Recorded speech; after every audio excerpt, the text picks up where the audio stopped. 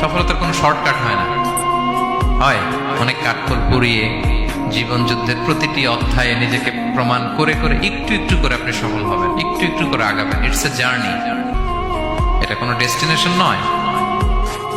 এবং সফল হওয়ার পথ পরিক্রমায় কোনো লিফট নেই, সিঁড়ি বেয়ে উপরে উঠতে হয়। কি বেয়ে? কিন্তু আমরা সফল হতে চাই কিভাবে? ডাইরেক্ট 100 তলায় আমি সফল, উপরে সবার উপরে আমি, এইভাবে চাই সফলতাটা।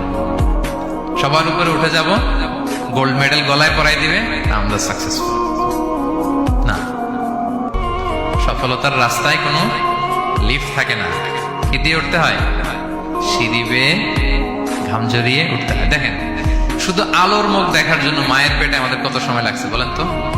জাস্ট একটু লাইট, হ্যাঁ, 9 মাস 10 মাস সময় লাগছে শুধু একটু আলো দেখবো আমরা। একটু আলোর মুখ দেখার জন্য আমার লাগছে 9 মাস। আর এখানে আমরা শর্টকাট খুঁজি, খালি কি খুঁজি? সফলতার কোনো শর্টকাট নেই। অল্প এফোর্টে যারা সফল হতে চায় এরা কোনোদিন সফল হয় না।